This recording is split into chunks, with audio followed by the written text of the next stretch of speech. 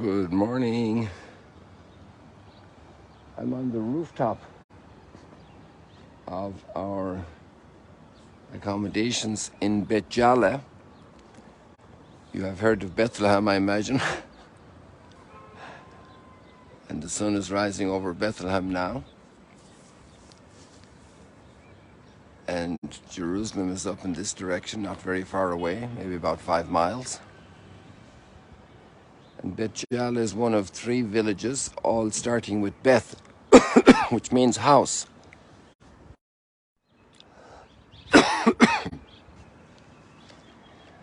When you're finding a place for over 400 pilgrims, it's not easy to find accommodations. And we were blessed to have these accommodations in Beit Jala. It's also home to the seminary of the Latin Patriarchate of Jerusalem, this town. There's also another big seminary beyond the bridge that's over there in the very beautiful valley called Cremisan, run by the Salesians. And here you see a very densely populated area. We're in the West Bank. And you see the old fields here and the olive tree cultivations. And you see the urbanization taking over as populations grow.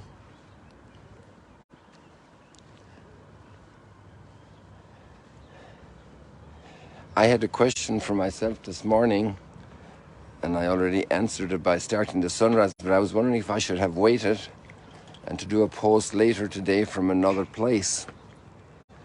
But after 3.5 years of doing sunrise stroll and chat, I thought, well, I should try and see. But if you have a preference, tell me. If you prefer that I wait. I also have another idea. Maybe I can catch sunrise tomorrow more clearly, but we'll see. And then we had a great day. Yesterday we were in the Dead Sea. It was it was a day of the desert in a great degree. We left Magdala in the morning after a very early mass at the edge of the Sea of Galilee, which you can see on the Magdala social media. And then we came down the Jordan Valley through Tiberias, Beit Jala, and all the way to the baptismal site near Jericho at the north of the Dead Sea, and did the renewal of baptismal promises, the renewal of the grace of baptism in our hearts and souls. And then we went to visit Jericho to see the Mount of Temptations, talk about Zacchaeus, and climbing the sycamore tree to see Jesus. And then we went to swim in the Dead Sea. And that was quite the experience for many of the participants, first time here. And then the next thing was to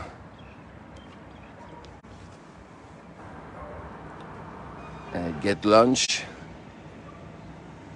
And then we had another stop in the desert at Wadi Kelt with marvelous, marvelous, marvelous views of the desert. Really stunning between Jerusalem and Jericho. And then we made our way here to Beit Jala.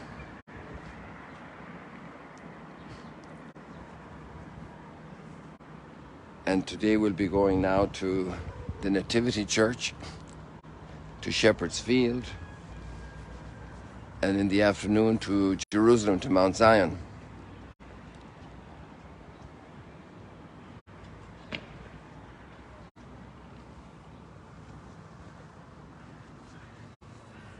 So that's our itinerary for today.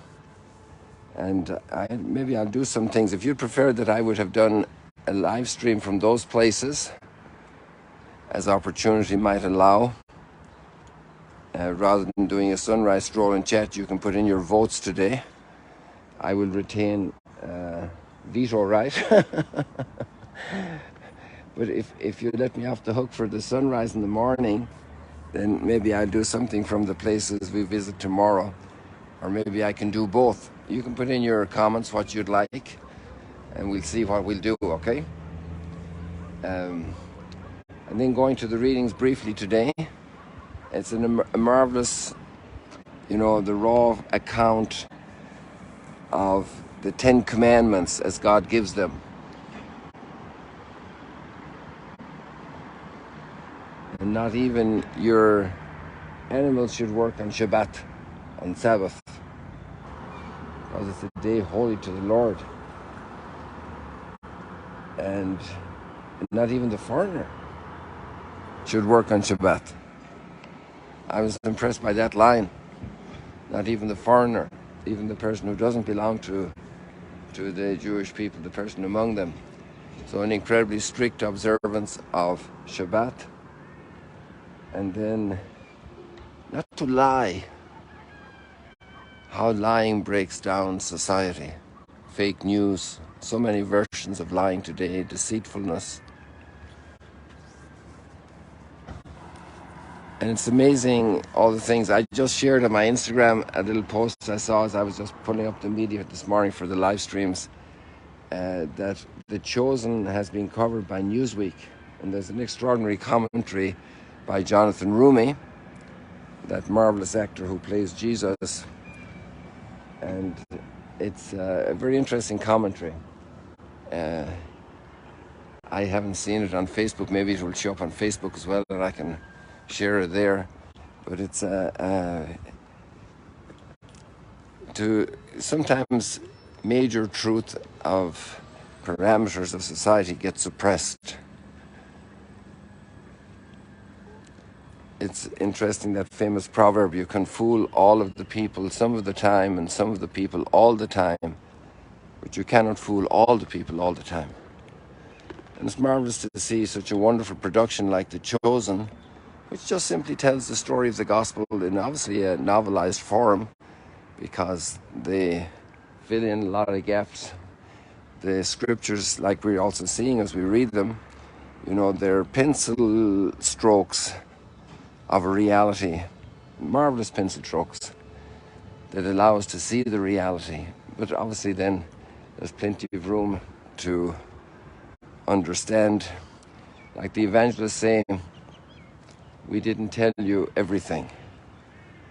We told you the essentials to build your faith. And that's wonderful. And that's why we always need to go back to the scriptures, to the gospels, and not to even a production like The Chosen, but still the freedom, artistic freedom to do a novel like historical novels, to fill in some gaps for human imagination. Perfectly legitimate exercise and very helpful, very educational, a great way to touch this great story. And here in Bethlehem, just about 2 kilometers away to the Nativity Church from here, a little less, maybe a kilometer and a half. Here in Bethlehem, where the story took a number of great jumps. One was the history of Ruth, and you should read the book of Ruth. It's only 3 pages long. And one with King David, the shepherd boy, and then of course the birth of Jesus. And then the conflict with the world, Herod's intent, the wise men, the shaping of the whole Christian identity and story. Bethlehem has a huge part. And then the gospel, we have that text about the seed and the sower and the different types of fruitfulness that seed will have in our hearts. I leave that to you. You're good, smart people.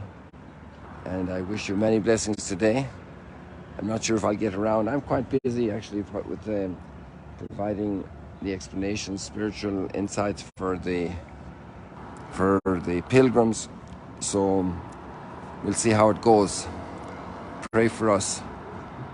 And God bless you from Beit Jala, here right beside Bethlehem. See you later, alligators.